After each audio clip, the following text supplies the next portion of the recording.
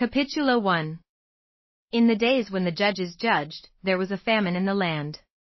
A certain man of Bethlehem, Judah went to live in the country of Moab, he, and his wife, and his 2 sons. The name of the man was Elimelech, and the name of his wife Naomi. The names of his 2 sons were Mahlon and Chilion, Ephrathites of Bethlehem, Judah. They came into the country of Moab, and lived there. Elimelech, Naomi's husband, died, and she was left with her 2 sons. They took for themselves wives of the women of Moab. The name of the one was Orpah, and the name of the other was Ruth. They lived there about 10 years.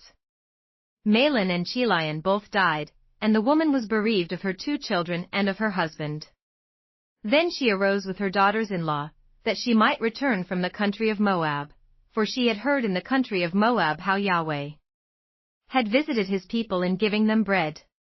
She went out of the place where she was, and her 2 daughters-in-law with her. They went on the way to return to the land of Judah.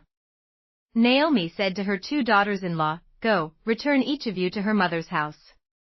May Yahweh deal kindly with you, as you have dealt with the dead, and with me. May Yahweh grant you that you may find rest, each of you in the house of her husband.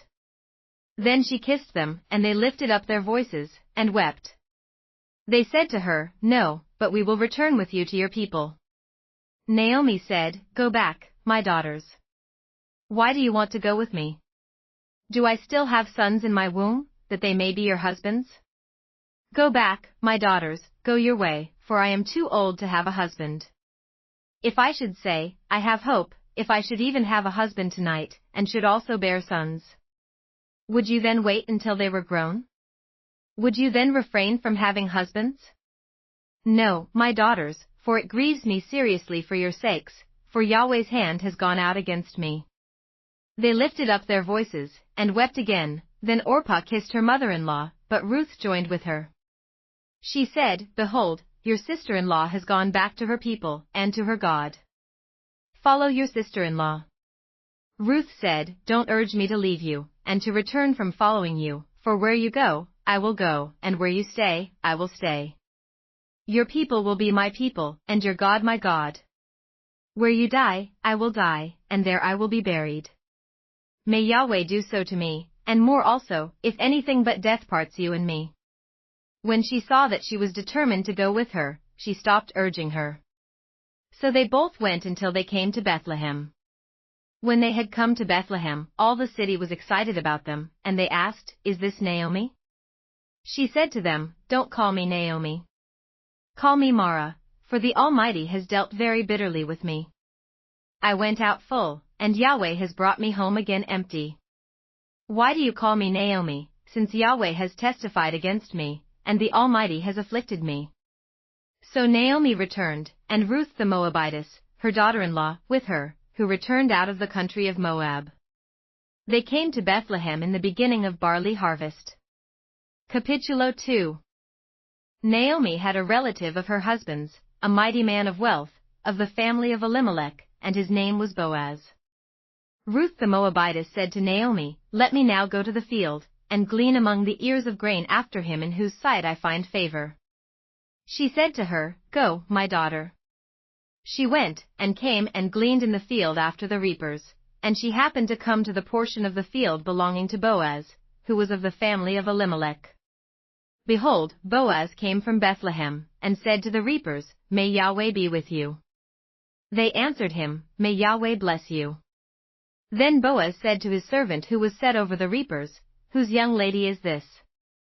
The servant who was set over the reapers answered, It is the Moabite lady who came back with Naomi out of the country of Moab. She said, Please let me glean and gather after the reapers among the sheaves.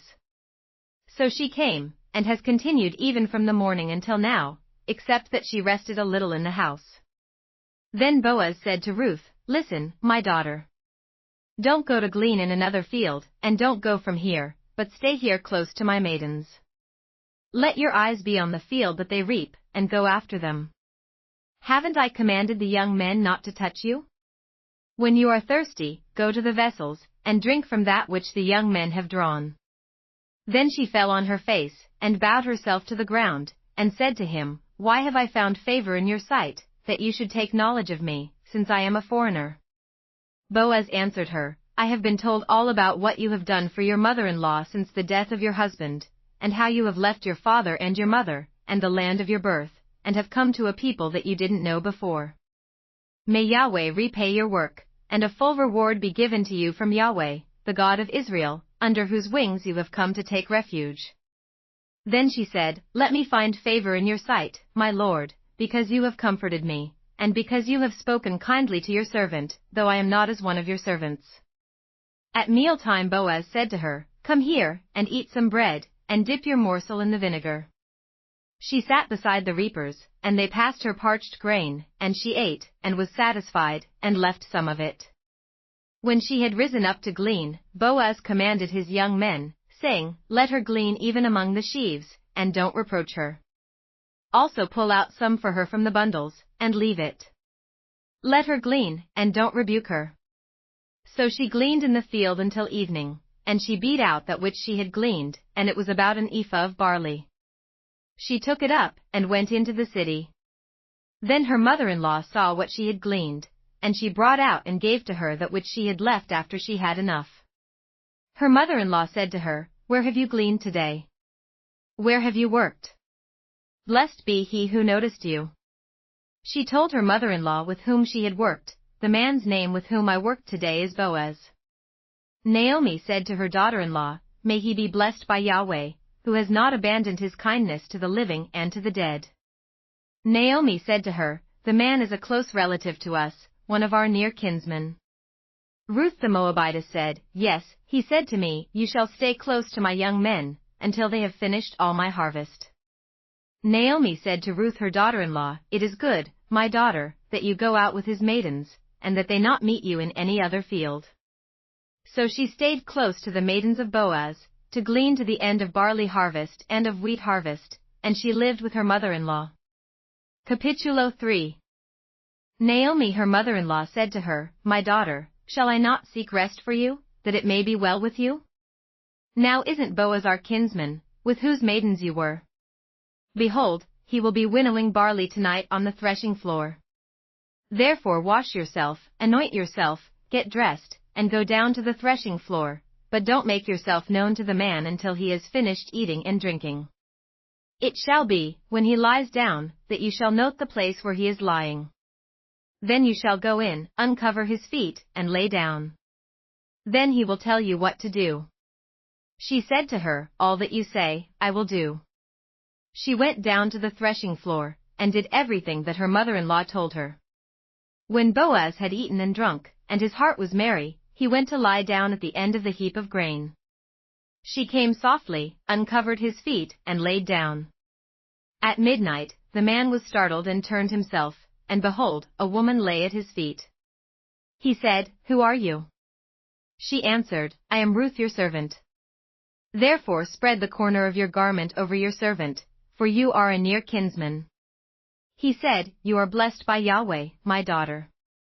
You have shown more kindness in the latter end than at the beginning, because you didn't follow young men, whether poor or rich. Now, my daughter, don't be afraid. I will do to you all that you say, for all the city of my people knows that you are a worthy woman.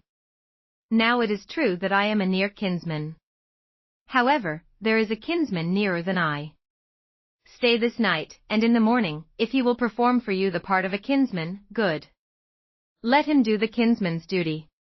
But if he will not do the duty of a kinsman for you, then I will do the duty of a kinsman for you, as Yahweh lives. Lie down until the morning." She lay at his feet until the morning, then she rose up before one could discern another. For he said, "Let it not be known that the woman came to the threshing floor." He said, "Bring the mantle that is on you, and hold it." She held it, and he measured 6 measures of barley, and laid it on her, then he went into the city. When she came to her mother-in-law, she said, "How did it go, my daughter?" She told her all that the man had done for her. She said, "He gave me these 6 measures of barley, for he said, 'Don't go empty to your mother-in-law.'" Then she said, "Wait, my daughter, until you know what will happen, for the man will not rest until he has settled this today." Capítulo 4.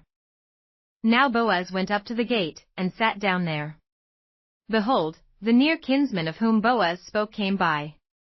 He said to him, Come over here, friend, and sit down. He came over, and sat down.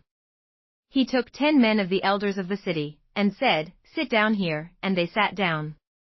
He said to the near kinsman, Naomi, who has come back out of the country of Moab, is selling the parcel of land, which was our brother Elimelech's. I thought I should tell you, saying, Buy it before those who sit here, and before the elders of my people. If you will redeem it, but if you will not redeem it, then tell me, that I may know. For there is no one to redeem it besides you, and I am after you. He said, I will redeem it. Then Boaz said, On the day you buy the field from the hand of Naomi, you must buy it also from Ruth the Moabitess, the wife of the dead, to raise up the name of the dead on his inheritance. The near kinsman said, I can't redeem it for myself, lest I endanger my own inheritance. Take my right of redemption for yourself, for I can't redeem it. Now this was the custom in former time in Israel concerning redeeming and concerning exchanging.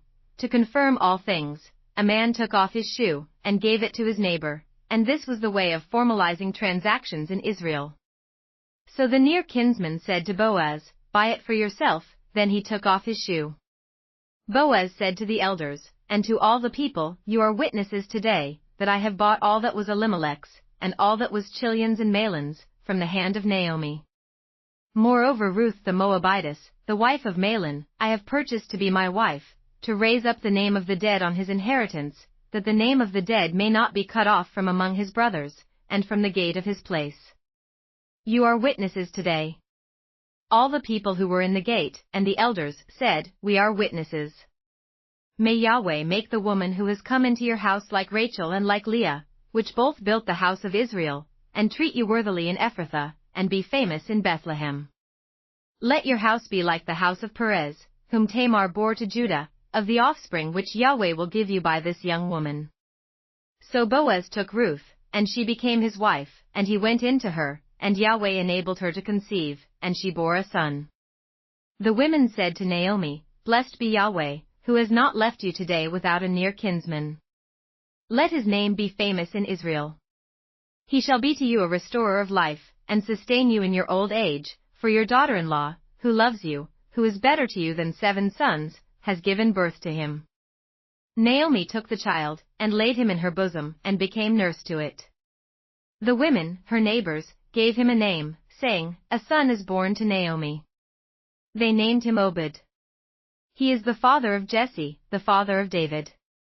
Now this is the history of the generations of Perez. Perez became the father of Hezron. And Hezron became the father of Ram, and Ram became the father of Amminadab. And Amminadab became the father of Nahshon, and Nahshon became the father of Salmon. And Salmon became the father of Boaz, and Boaz became the father of Obed. And Obed became the father of Jesse, and Jesse became the father of David.